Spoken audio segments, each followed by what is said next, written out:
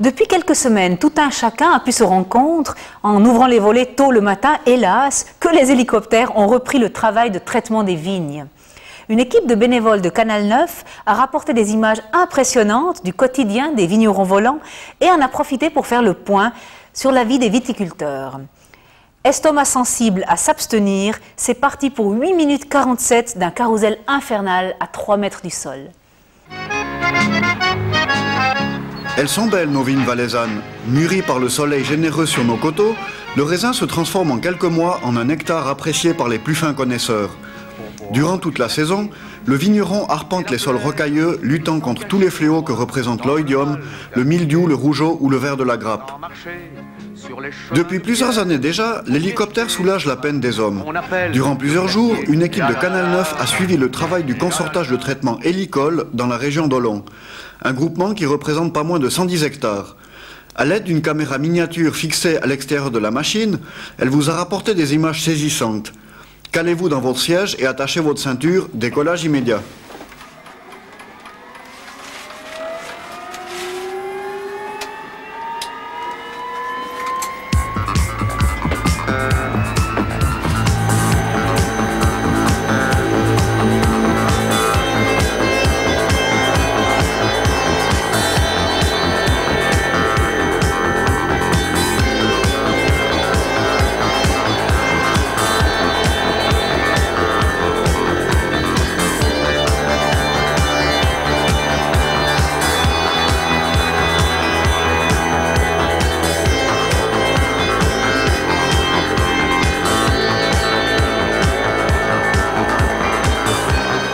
Il porte le nom d'un quadrupède, mais sa silhouette évoque plutôt celle de la libellule.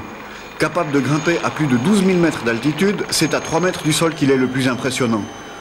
Outil de sauvetage et de transport, le lama, puisque tel est son nom, constitue depuis plusieurs années déjà un auxiliaire précieux des artisans du vin.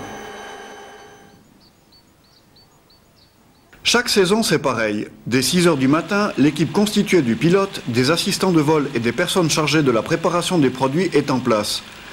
L'hélicoptère emporte à son bord entre 4 et 600 litres de produits fongicides destinés à la lutte contre les champignons. On a 2 ou 3 grandes maladies à protéger pour la vigne, le mildiou, l'oïdium et le rougeot. Ces maladies peuvent être contrôlées par différents types de produits, mais dirons on va travailler sur 2 classes différentes. La première étant les produits dits de contact, ceux qu'on applique pour enrober le végétal, et les produits dits plutôt systémiques ou pénétrants, qui sont également déposés à la surface même du végétal ou des grains, mais qui vont rentrer dans les premières couches cellulaires du végétal pour protéger la vigne des agressions du champignon depuis l'intérieur.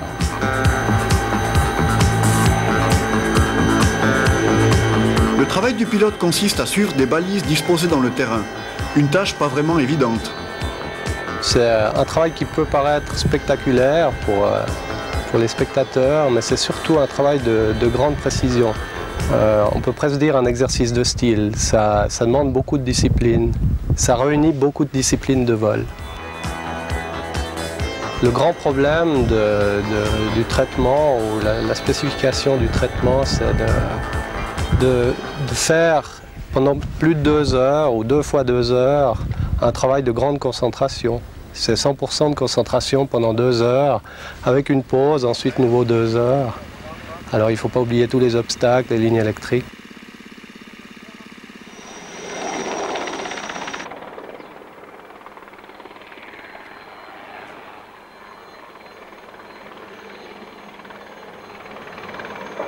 Le danger vient quand c'est du vol à basse altitude.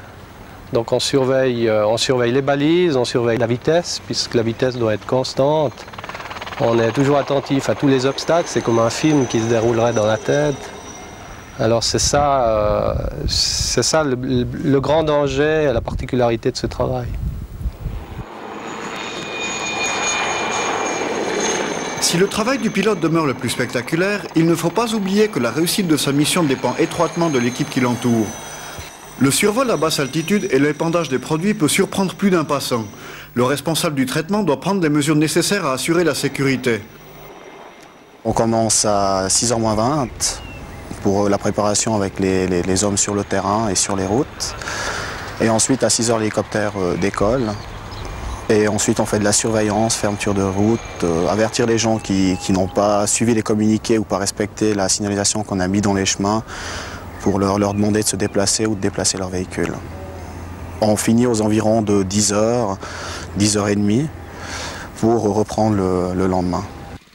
L'efficacité du traitement est très liée à une utilisation correcte des produits.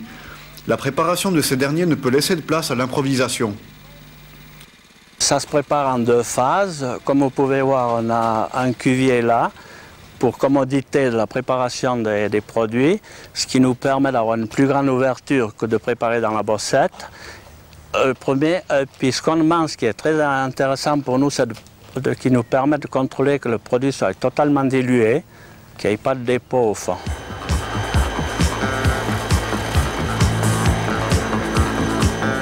Pour assurer un suivi optimal des vignes durant la saison, l'hélicoptère doit effectuer en principe 6 passages entre mai et le mois d'août. Le prix de revient pour le vigneron se monte à environ 30 centimes par mètre carré et par année. Notre problème de vigneron, c'est qu'au mois de mai, juin, juillet, nous avons énormément de travail. Nous devons engager une main-d'œuvre supplémentaire. Et à ce moment-là, l'hélicoptère nous rend de forts services, de bons services. Et on peut diminuer les heures de main-d'œuvre à l'hectare pendant cette période. J'utilise l'hélicoptère dans un but, principalement dans un but de santé. J'absorbe moins de produits que si je le fais moi-même.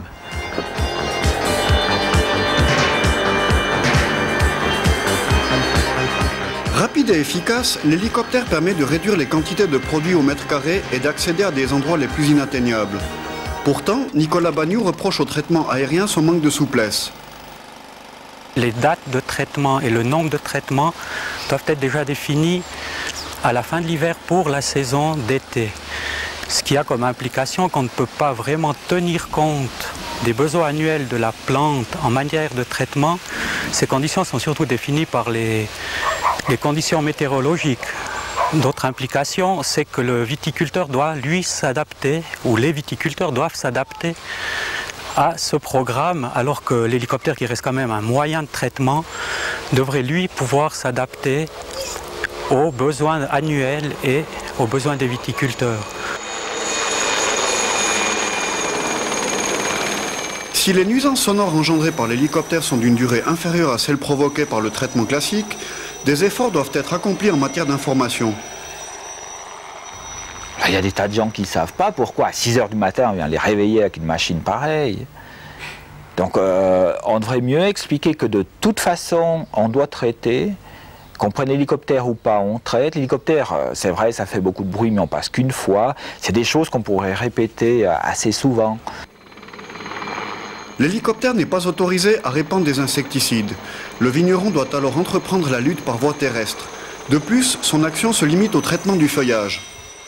L'hélicoptère n'atteint pas les grappes. Et alors, lorsqu'on nous a demandé de faire 2 traitements, 3 traitements à la pompe aux grappes, alors s'il faut quand même avoir le matériel pour faire le traitement aux grappes, alors c'est pour ça que j'ai décidé donc d'arrêter le tout et de faire moi-même les traitements. Comme toutes les machines, essayons d'utiliser à bon escient. Et puis, il y a des avantages, des inconvénients. J'en vois pour une bonne partie de mes vignes des avantages, et puis pour certaines, pas trop d'inconvénients, mais j'utilise d'autres moyens.